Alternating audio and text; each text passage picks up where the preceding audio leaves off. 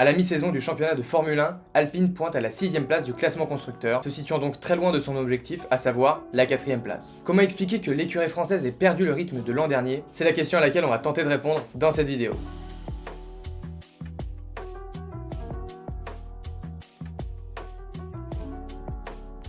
Bonjour à tous, on se retrouve aujourd'hui pour une nouvelle vidéo sur Passion Sport. On s'attaque aujourd'hui à l'écurie Alpine qui connaît un début de saison assez difficile. Cela s'explique par des constats sportifs, que ce soit de la voiture ou des pilotes, mais aussi peut-être par la grande révolution de l'organigramme de l'équipe tricolore. Premièrement, revenons sur l'intégration de Pierre Gasly qui a remplacé Fernando Alonso, parti subitement chez Aston Martin. Ce départ improvisé de l'Espagnol et le refus de Piastri dans le second baquet a poussé l'écurie française à aller chercher Pierre Gasly, qui n'était pas une piste privilégiée par l'écurie. Le projet porté par Laurent Rossi semblait très alléchant avec ce duo de jeunes pilotes très talentueux et a vraiment hypé toute la communauté qui souhaitait voir Pierre Gasly dans une meilleure monoplace que l'AlphaTauri de l'an dernier. Malheureusement, son début de saison démontre le besoin d'un temps d'adaptation. Il pointe à 13 points d'Ocon au championnat et hormis son podium en course sprint lors du dernier Grand Prix, on ne retrouve pas vraiment un Pierre Gasly capable de surexploiter le potentiel de sa monoplace comme il a pu le faire ces dernières saisons. Quant à Esteban Ocon, il continue à un bon niveau et termine souvent les courses devant Pierre Gasly. Il a même réussi à se hisser sur le podium de Monaco grâce à un magnifique tour en qualification. Cependant, cette qualification était spéciale et à Monaco, les dépassements étant quasi impossibles, on s'est vite rendu compte que cette performance n'aurait pas de lendemain.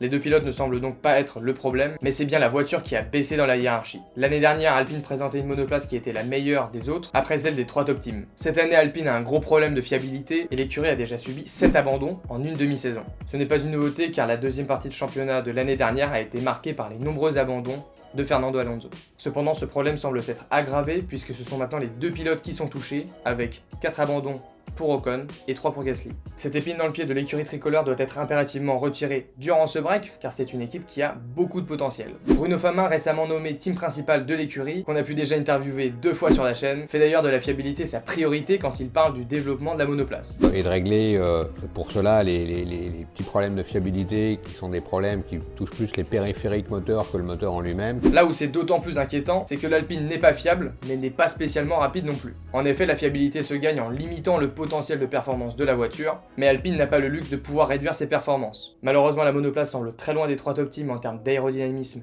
et de vitesse de pointe, et semble un ton en dessous de la McLaren récemment améliorée et de la Aston Martin, inspirée de la Red Bull. Le moteur est notamment assez décevant niveau puissance, comme on a pu le voir à Spa lors du duel Gasly-Albon et à bien d'autres occasions plus tôt cette saison. La voiture ne bénéficie pas non plus d'une tenue de route parfaite dans les virages, à l'instar de la McLaren par exemple, qui compense son manque de vitesse de pointe par des appuis aéros incroyables dans les virages. Ce que l'on peut donc reprocher à Alpine, c'est de ne pas vraiment tenter de pari au niveau du développement de la voiture. Au contraire de certaines écuries comme les Papayes qui n'étaient nulle part en ce début de saison, mais qui sont maintenant revenus dans les rétros des Ferrari. Avant son licenciement, Otmar Szafnauer promettait des améliorations en Hongrie et à Spa et durant la pause estivale. Mais on n'a pas senti de différence lors des derniers Grands Prix. Ce début de saison peu reluisant est sans doute l'une des raisons principales du grand bouleversement de l'organigramme d'Alpine. En effet, les têtes du projet Laurent Rossi et Otmar Szafnauer ont été évincées. C'est donc Bruno Famin, ancien directeur exécutif de l'écurie, qui est nommé team principal, et Philippe Krief, ancien de Ferrari, qui remplace Laurent Rossi en tant que directeur général. Malgré toute la volonté de ce dernier, il expliquait récemment dans un entretien avec Liberty Media que l'écurie devait changer d'état d'esprit, car le groupe est dans l'ensemble le même que l'année dernière, et pour aller de l'avant, il a payé les mauvais résultats de l'équipe.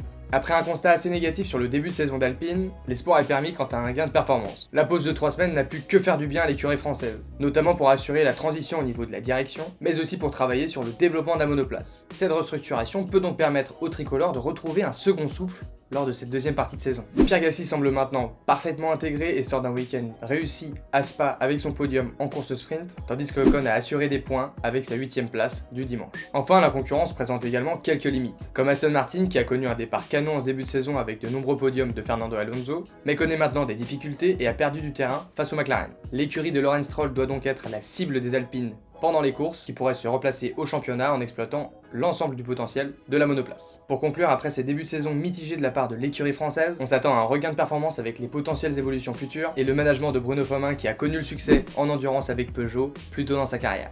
On espère que le nouveau team principal d'Alpine et ses équipes réussiront à sortir l'écurie de cette spirale négative des Zandvoort. On croise donc les doigts pour qu'il y ait moins d'abandon pour Ocon et Gasly, et Passion Sport croit toujours en 1 ou 2 podiums avant la fin de saison.